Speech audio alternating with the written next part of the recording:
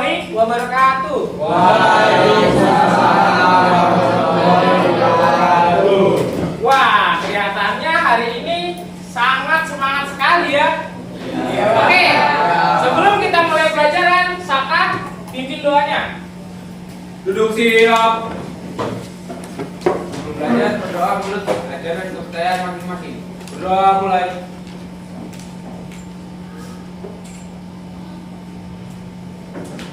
Berdoa selesai, beri salam.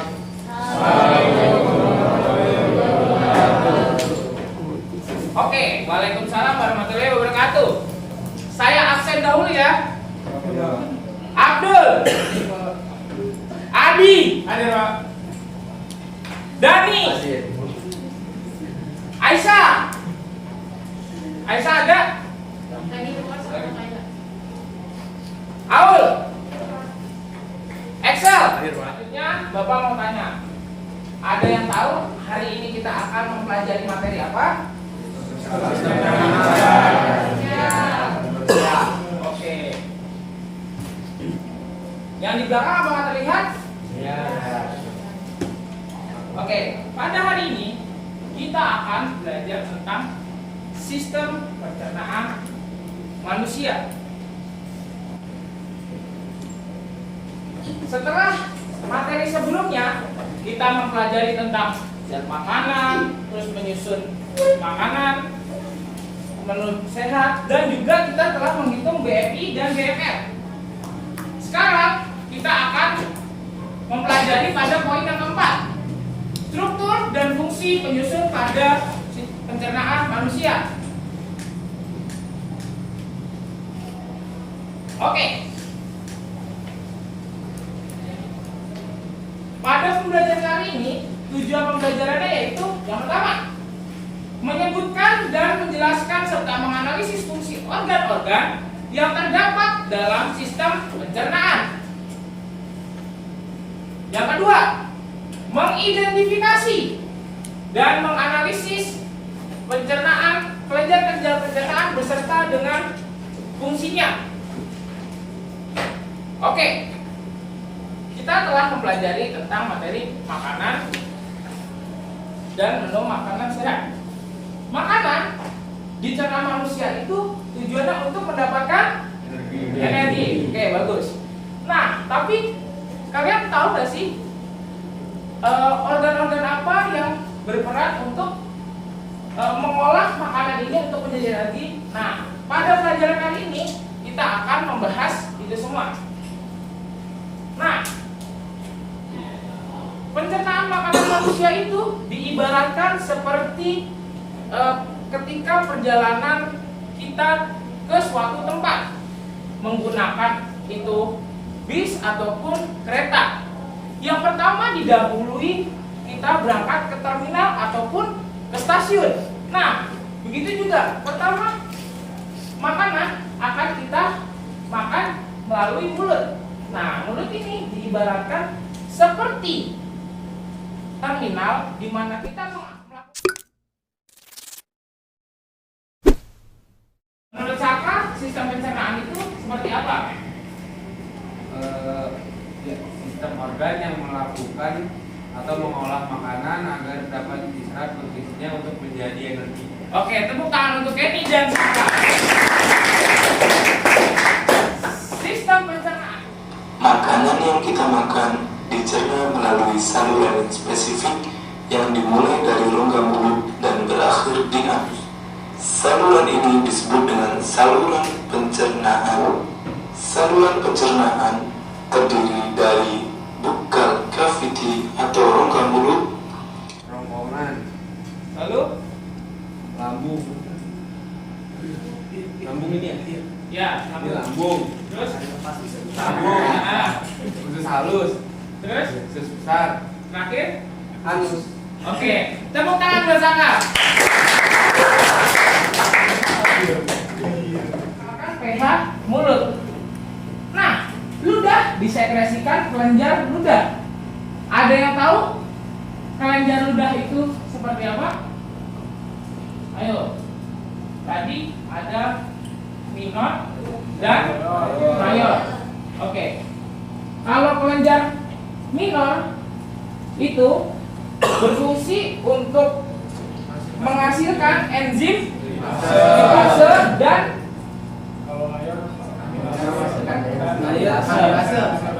kalau mayor menghasilkan enzim lipase. Oke, tepuk tangan untuk kita semua. Kalau mayor itu disekresikannya pertama ada di kelenjar parotis. Nih, yang ditunjuk sama pointer. Ini kelenjar parotis. Kedua ada kelenjar submandibularis. Dan yang ketiga ada kelenjar sublingualis. Jadi ada 3: parotis, submandibularis, dan sublingualis.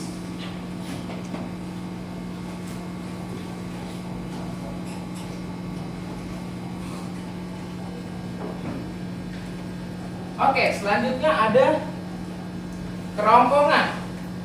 Kerongkongan fungsinya itu menyalurkan makanan, saluran untuk membawa atau menyalurkan makanan dalam bentuk bolus menuju ke lambung.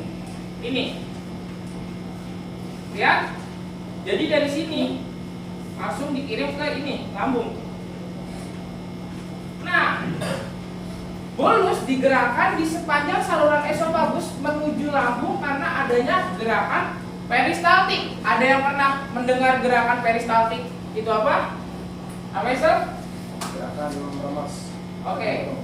Nama lainnya kita sering sebut dengan gerakan gerakan remas. Nah, hal itu karena terjadi akibat kontraksi bergantian antara otot di sepanjang dinding esofagus. Jadi menyebabkan makanan terus terdorong hingga menuju ke lambung. Nah, kita lihat pada gambar. Di bagian atas ini itu ada katup. Nah, itu sering disebut dengan otot sphincter esofagus bagian atas. Dan yang di bawah yang menuju lambung itu namanya otot sphincter esofagus bagian bawah. Nah, kalau yang bagian atas itu tersusun atas otot rangka. Dia fungsinya untuk memfasilitasi masuknya bolus dari faring ke esofagus. Sementara esofagus bawah itu memfasilitasi masuknya bolus dari esofagus ke lambung. Oke, lambung. Kita sekarang bicara dengan lambung. Lambung itu tempat pencernaan mekanis dan biologi. Dimana jika dilihat di slide, lambung pencernaan mekanis ini terjadi karena adanya gerakan peristaltik akibat kontraksi otot lambung yang mengakibatkan bolus tercampur dan teraduk menjadi bubur atau biasa disebut dengan kim. Nah, kalian pernah tidak ketika sedang belum makan, kalian pernah mendengar perutnya? Nah, itu karena adanya gerakan mengaduk yang ada di bagian lambung. Karena gerakan mengaduk ini akan terjadi terus-menerus walau ada atau tidaknya terisi lambung oleh makanan. Nah, sementara ada pencernaan jam 6 dimulai. yaitu dengan bantuan getah lambung yang dihasilkan oleh It's time to begin the sixth di lesson. dinding lambung bagian fundus.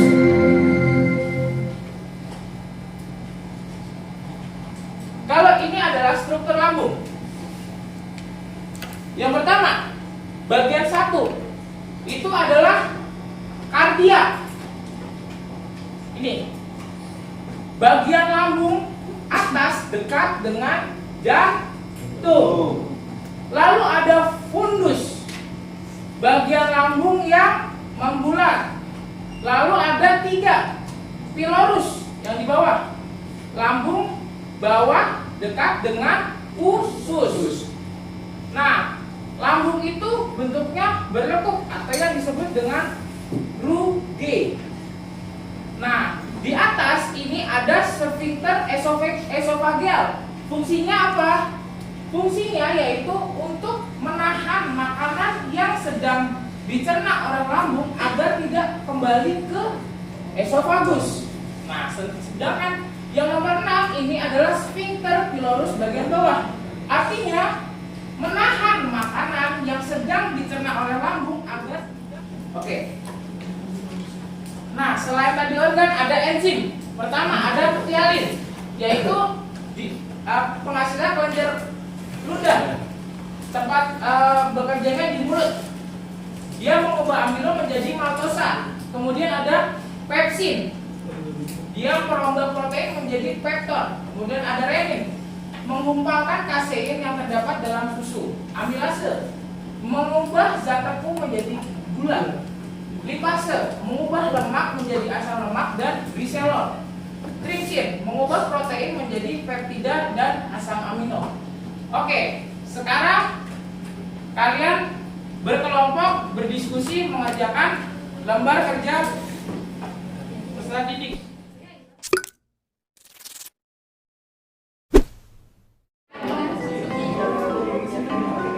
Ayo, waktu kerjanya cuma 30 menit.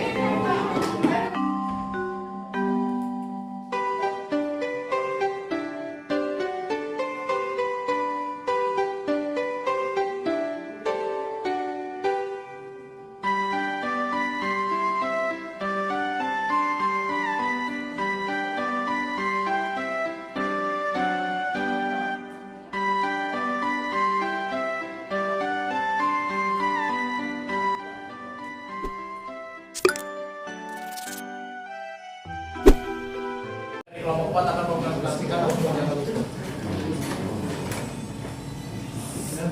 Kelompok kami terdiri dari saya dan Gina, 2 Dayani Putri, dan Eka Sari, 4 Tiara Chelsea, 5 Nela Putri, 6 Dihareni. Gina Pak? Nomor 1 itu mulut. Fungsinya adalah mulutnya makanan agar lebih mudah untuk ditelan dan diproses lebih lanjut oleh organ lain di pencernaan. 2 pylorus bagian lambung tengah yang membelah. 3 pylorus lambung bawah dekat usus. 4 perutile membran mukosa berbentuk lekuk-lekuk yang berfungsi melindungi dinding lambung dari abrasi asam lambung. 5 sphincter esophageal, katup yang menjaga agar makanan yang masuk tetap berada di lambung. Sphincter pylorus, katup yang menjaga makanan agar tidak keluar sebelum pencernaan selesai. Mungkin dari kelompok lain ada yang ingin bertanya? Oke, Adik. Adik, mau nanya apa, Dik? Penjelasan tentang perbedaan pencernaan mekanik dan kimiawi. Oke, Adik nanya tadi perbedaan pencernaan mekanik dan kimiawi. Ada yang ingin bertanya lagi? Saka. Saya coba berikan pendapat tentang fungsi empedu pada sistem pencernaan manusia. Ada yang ingin bertanya lagi? Satu lagi? Sela. Bagaimana kondisi alat pencernaan tubuh manusia jika terlalu sering mengkonsumsi makanan yang terlalu panas atau dingin, bahkan pedas? Mungkin bisa dijawab satu persatu.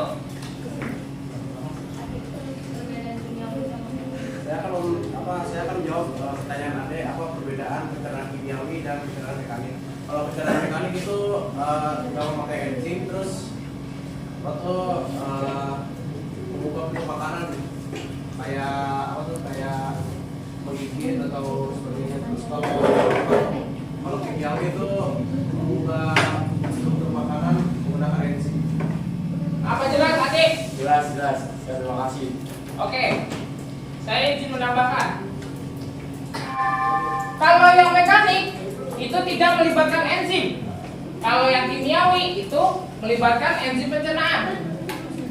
Kemudian, kalau yang mekanik itu menghasilkan makanan menjadi partikel yang lebih kecil untuk memudahkan pencernaan kimiawi. Sementara yang kimiawi mengubah makromolekul kompleks. Pertanyaan dari Saka.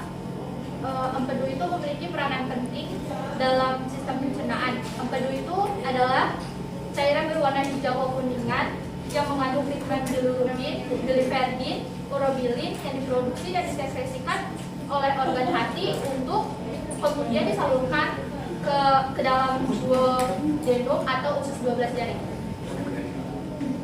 Apa jelas kakak? Jelas Pak. Ya. Oke, yang ketiga terakhir pertanyaannya Marcella. Saya akan menjawabkan pertanyaan dari Marcella. Makanan yang terlalu panas atau dingin itu bisa mengganggu sistem pencernaan manusia. Ayo semua dengerin. Panas makanan yang berlebih juga bisa ganggu lapisan lendir dan melapisi saluran pencernaan. Makanan yang panas sering banget menyebabkan luka dan iritasi pada tenggorokan yang mengakibatkan peradangan yang mampu menyebabkan munculnya gejala panas dalam. Selain itu, makanan yang dingin juga bisa bikin sistem pencernaan mengkerut sehingga mempersulit proses pencernaan. Oke, jelas? Oke, tepuk tangan untuk kita semua. Ayo, boleh ditutup? Sekian dari Bapak. Assalamualaikum warahmatullahi wabarakatuh.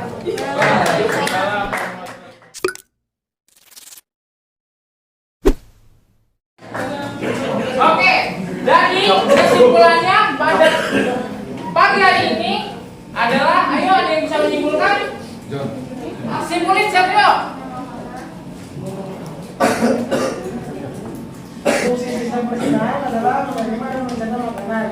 Oke. Setelah mencerna, nutrisi tersebut diserap dan disalurkan ke seluruh tubuh melalui aliran darah. Oke, terus? Sistem pencernaan juga berfungsi untuk memisahkan dan membuang sisa makanan yang tidak bisa dicerna oleh tubuh.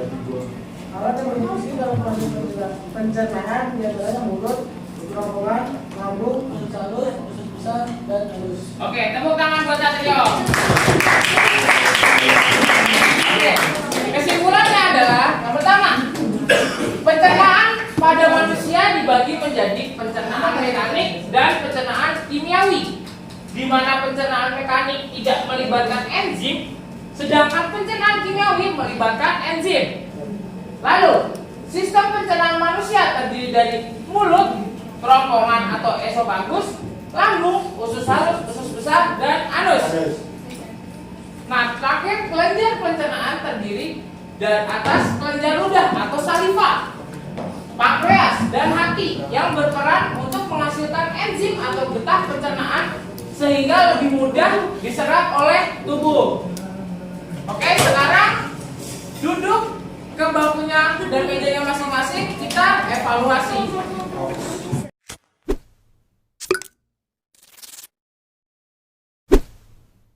Soalnya akan diputar kurang lebih 1,5 sampai 2 menit. Tapi kalau misalkan sebagian besar kalian sudah, boleh kita lanjut. Mengisinya tidak perlu menggunakan soal, cukup opsi dan jawabannya saja. Ayo Pak. Oke, siap? Belum. 1, 2, 3.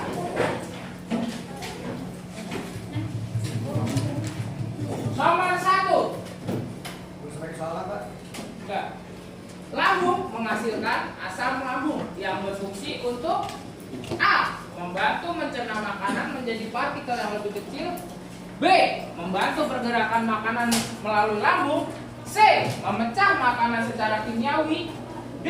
Membunuh bakteri dalam makanan. Dan yang E. Membantu kerja enzim pada kerja usus halus.